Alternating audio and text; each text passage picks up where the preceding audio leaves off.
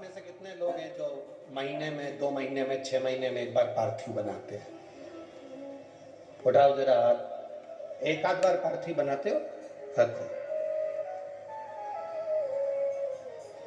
कुछ मत करो। आज अमरावती की इस पवित्र धारा से संकल्प लें कि महीने में जो हर महीने शिवरात्रि आती है, अभी चला रहे, मैं महीने की हर महीने जो शिवरात्रि आती है उस शिवरात्रि पर अपने गमले में, घर में जो मिट्टी हो, गमले में मिट्टी हो, पेड़ पौधे की जो मिट्टी हो, अपने गमले की ही मिट्टी को वहीं पर ऊपर उठाकर उसी गमले के अंदर शिवलिंग बनाकर वहीं पर पूजन कर कर वहीं पर उसका विसर्जन कर दूंगी। उसका भी जो पुण्य है उतना ही मिलेगा जितना पार्थिव शिवलिंग के पूजन का। कोई नियम बना लो कि 1 महीने में एक बार मुझे पार्थिव बनाना। कोई नियम बना लो मैं 3 महीने में एक बार पार्थिव बनाऊं। कोई नियम बनाओ कि मैं 6 महीने में एक बार पार्थिव बनाऊं। कोई नियम बना लो कि मैं साल भर में एक बार, जो सावन के महीने में शिवरात्रि आती है, जैसा आप लोग सब ऑनलाइन बनाते ही हो, पार्थिव का निर्माण करो। एक संकल्प अपने भीतर।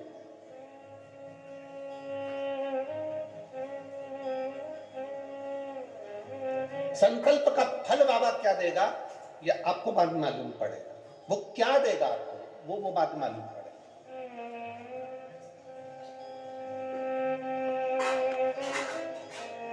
और तेरी कृपा बिना न हिले एक भी अणु, लेते हैं श्वास तेरी कृपा से तनो तनो।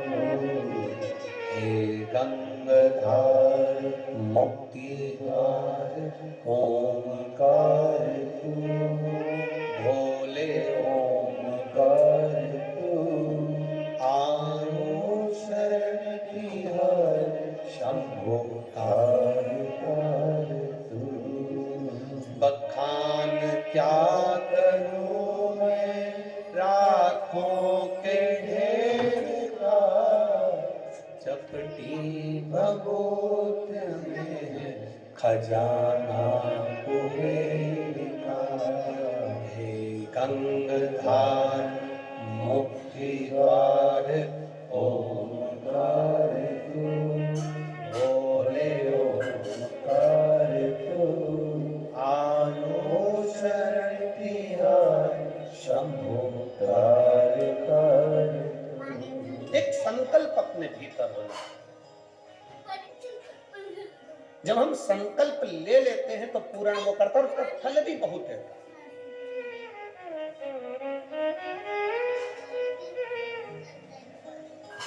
अगर ये संकल्प नहीं ले सकते तो दूसरा संकल्प लो। महीने में एक बार बेलपत्री के वृक्ष के नीचे जाऊंगी और बेलपत्री के वृक्ष के नीचे जल चढ़ाकर आऊंगी, जिससे बेलपत्र के वृक्ष की छांव मेरे मस्तक पर पड़े। कहते हैं एक बेलपत्र के वृक्ष में 33 कोटि देवी देवताओं का निवास होता है।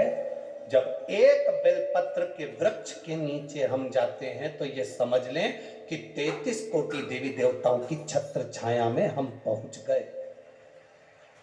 33 कोटि देवी देवताओं की छत्र छाया में हम पहुंचे। ये भाव अपने भीतर प्रकट करो।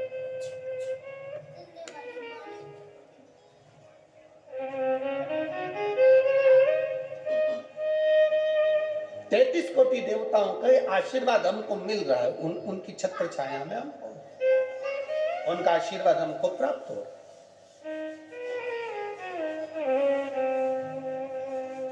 एक संकल्प अपने भीतर होना चाहिए। इंदुमती का संकल्प था शिवलिंग का निर्माण करना, पूजन करना, और उस शिवलिंग को जब तक वो विसर्जन नहीं कर देती तब तक वो बोलती नहीं, खाती नहीं, पीती नहीं। और कोई बीच में आकर अगर मान लो किसी सेना ने आक्रमण भी कर लिया तो उसको शस्त्र से लड़ने की जरूरत नहीं पड़ती थी।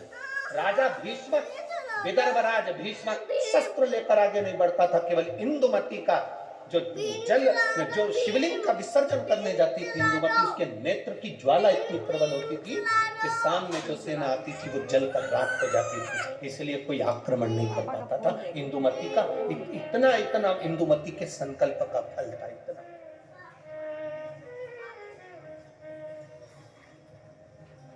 सहज है शंकर भगवान की भक्ति करना, शिव नाम लेना, राम नाम लेना, कृष्ण नाम लेना, भगवान की भक्ति को धारण करना, दत्त नाम लेना, कोई साधारण है? आप जिस भाव से भगवान की भक्ति कर रहे हो, भगवान की भक्ति भगवान स्वीकार करता है।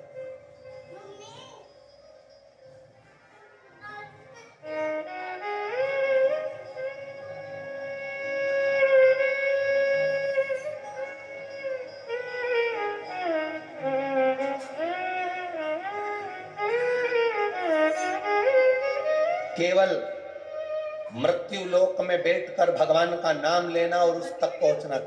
आजकल के नवयुवक लड़के बहुत सारे प्रश्न करते हैं, नवयुवक लड़कों को जान दो, बहुत सारे ऐसे भी आते हैं मीडिया में भी कि ऐसे ऐसे प्रश्न करते हैं कि वो लगता है अपने को कि क्या प्रश्न करा है। अभी यहाँ कथा थी धूलिया में, तो एक मीडिया वाले ने प्रश्न किया कि आप लोग सनातन धर्म की ध्वजा लेकर आगे चलते हो, कहते हो दिया लगाओ, अगरबत्ती लगाओ, भगवान की पूजन करो, मंदिर जाओ, एक लोटा जल चढ़ाओ, भगवान शंकर का नाम लो, क्या भगवान को मालूम पड़ता है किसने नाम लिया?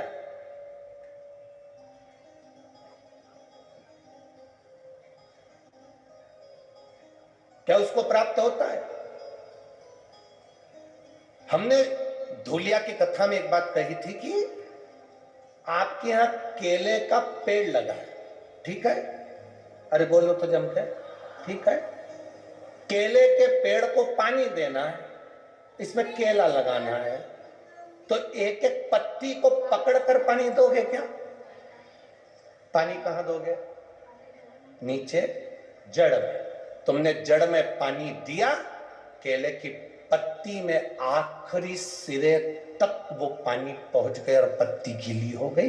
एक एक फल में वो पानी पहुंच गया, उसके तने में पानी पहुंच गया, केले की एक एक पत्ती में पानी पहुंच गया, उसकी जड़ में पानी दिया और वो ऊपर तक पहुंच जाता है। उसी तरह जब हम नीचे देवाधिदेव महादेव को इस मृत्यु लोक में जब जल चढ़ाते हैं तो वो 33 कोटि देवताओं तक पहुंच जाता है।